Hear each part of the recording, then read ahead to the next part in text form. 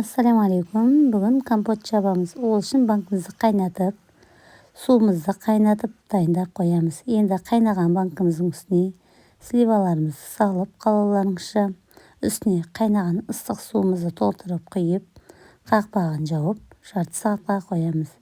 Жарты сағаттан кейін банкымыздегі суымызды кастрюльге құйып, үстіне секерімізді салып, сиропын дайындаймыз. 2 стакан секер саламыз. Дайын болған сиропты қайнаған банкымызға құйып, толтырып, қақпағын жауып тастаймыз. Содан кейін банкілерімізді төңкеріп қоямыз. Жылы етіп орап қоюымыз керек бір түнге. Осымен компотымыз дайын болды. Осы рецептімен жауып көріңіздер. Сау болыңыздар.